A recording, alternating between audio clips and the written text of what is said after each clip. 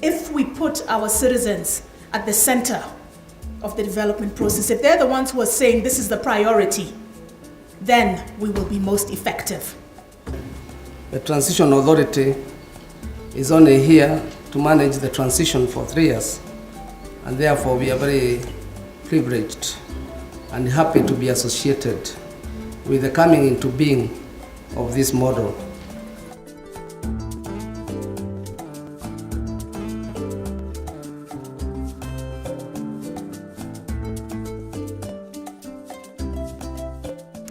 One of the requirements of the Constitution of Kenya 2010 was that it would ensure devolution of power and services.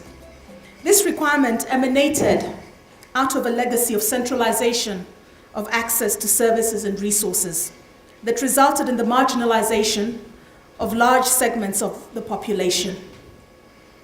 It is also rooted in the understanding that when citizens are placed at the center of decision-making, they're best able to address their own development needs. Communities are best placed to understand and say what direction we need to take in order to have our development processes work effectively. And that's the whole idea. If we put our citizens at the center of the development process, if they're the ones who are saying this is the priority, then we will be most effective. Good governance and the respect for human rights are the cornerstone for the foundation of successful devolution. The scheme was conceptualized as a rating scheme, as a rating system with the key criteria based on Article 10 of the Constitution and its key features such as combating tribalism, enhancing equality, and developing political and fiscal power to the counties. As part of its mandate, the Transition Authority is concerned with promoting human rights, good governance, inclusivity, and ensuring that there is no marginalization during the transition period and even after.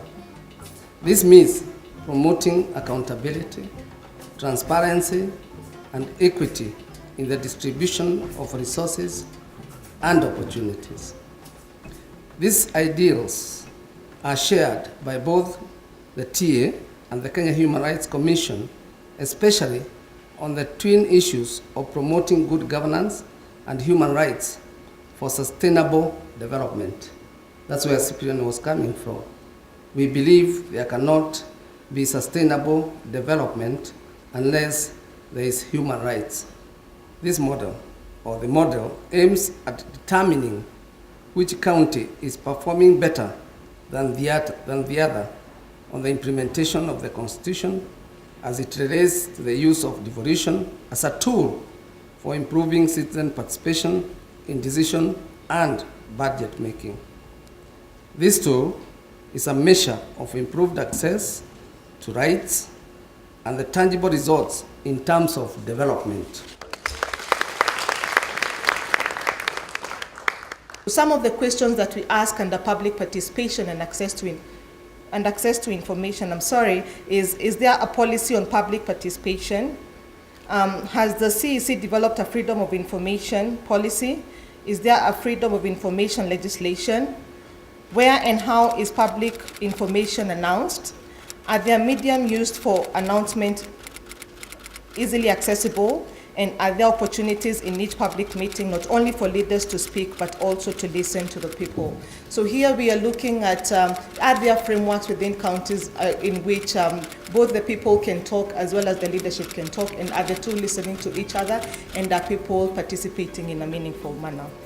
Devolution, we believe, will also create opportunities for historically marginalized communities and regions to improve their standards of living through efficient use of resources, an example being the Equalization Fund. We are therefore keen on supporting governance at the county levels by working with the county structures through infusing human rights principles and standards. KNHCR at the moment is working closely with counties as stakeholders with greater influence in promotion and protection of human rights And indeed, we are giving priority to economic and social cultural rights. The beauty of the Kenyan Constitution is in the devolution. And for me, whatever we do as a country, devolution must work. Devolution, we like it or not, it must work. Because that is the best we are going to get our inclusion, right from the resources that are available to building the capacities of every Kenyan to understand the framework. And that's why for me, the formal equality is one thing we all must protect. And I think we need to give it time. We have our teething problems. We need to give devolution time. And where we sit, like for the National Gender and Equality Commission, the first thing we did is we interacted with the counties. We have developed a guideline for inclusion, and I believe everyone in the county has seen a copy.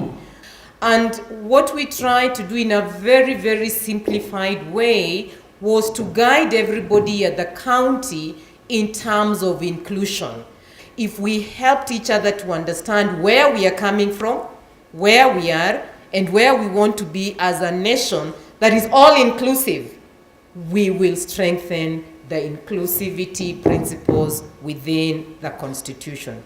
As we do the awards, I would want to say, let's get down and let's have even specific awards coming out for those outstanding counties that have included more than even the 5% for disability and maybe 10% of the marginalized, and the numbers will grow.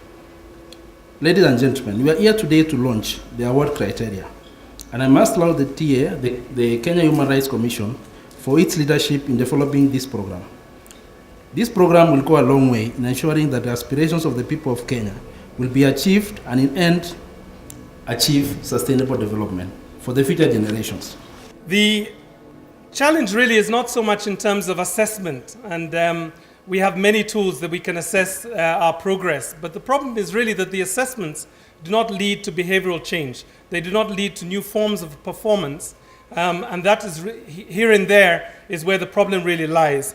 So I think what we need to look at as well in terms of the assessment tool is actually how does this lead to more skillful policy dialogues around performance, and how could we track year upon year how our performance as counties is improving, and therefore be able to explain to the electorate that actually we are deserving of their taxes and we are deserving of their mandate and the legitimacy that they bestow on us. This project aims to ensure that the devolved system of governance entrenches access of human rights in service delivery. I applaud the efforts of the Kenya Human Rights Commission and the Transition Authority in developing a framework for engaging and awarding counties on access to human rights and service delivery. This is a progressive initiative that will go a long way in informing county governments on areas that they need improvement and change with respect to provision of basic rights. The new constitutional dispensation aims to inculcate values and principles, among others, of democracy, human dignity, equity, and inclusiveness in all public institutions at both the national and county levels. In addition, another laudable milestone of the Constitution 2030 is devolution. At Article 174 of the same, the objects of devolution of government include to foster national unity by recognizing diversity, to recognize the right of communities to manage their own affairs and to further their development, to protect and promote the interests and rights of minorities and marginalized communities, to promote social and economic development and the provision of proximate, easily accessible services throughout Kenya, and to ensure equitable sharing of national and local resources throughout the country. In fulfilling these objectives, and as they perform their functions as stipulated in the fourth schedule, county governments have the duty to ensure that the rights of their citizens are respected.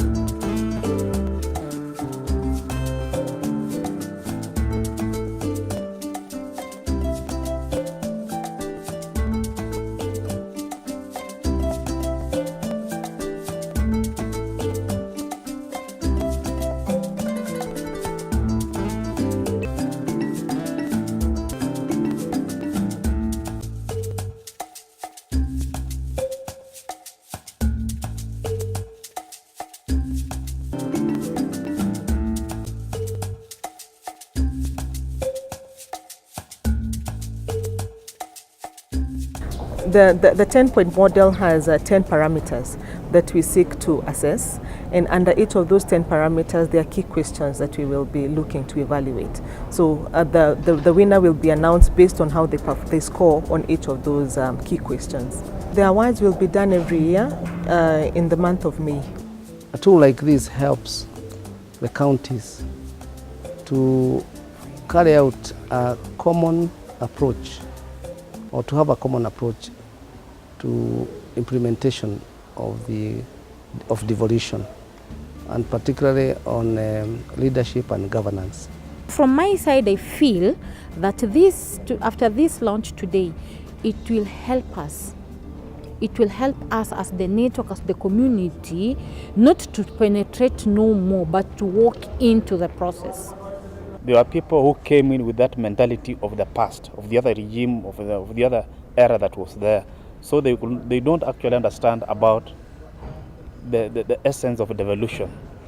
So to some extent, it's like we are still at a stage that requires a lot of education, even within the leadership fraternity. What we are doing, we are organizing on how we can be able to start monitoring the projects which are being initiated by the county government, so that we can be able to assess in terms of the impact and the financial reasonability of those projects. So our vision is to continue to engage the county government and not to leave the issue of the issue of good governance and accountability to the political elite. The 10 points looks at how services are supposed to be delivered.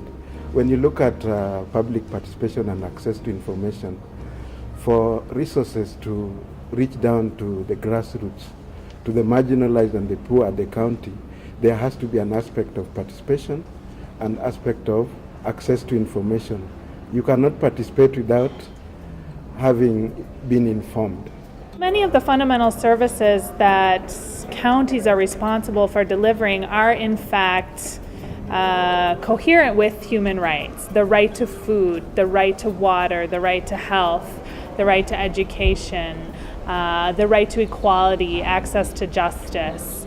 Many of these things have now become county responsibilities. And so counties, as I said, are really at the forefront of ensuring that their populations have access to these services in the quality that they deserve, that they're easily accessible, that they're accessible to all segments of the population, to ensure that those counties and all citizens can contribute to county development going forward.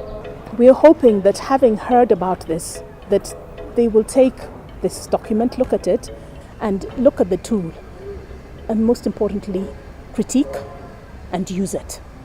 We are hoping that it contributes to being a tool that our partners at the community level, our HurinNet partners and our civil society partners, can popularize and share and use.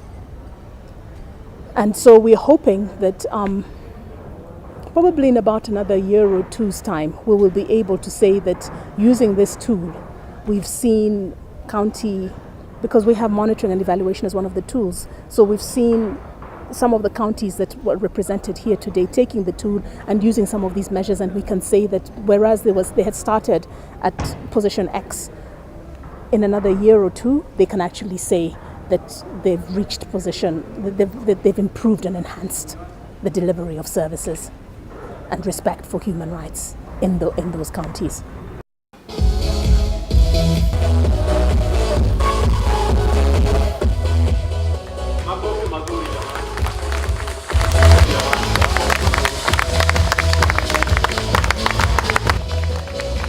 Inshallah.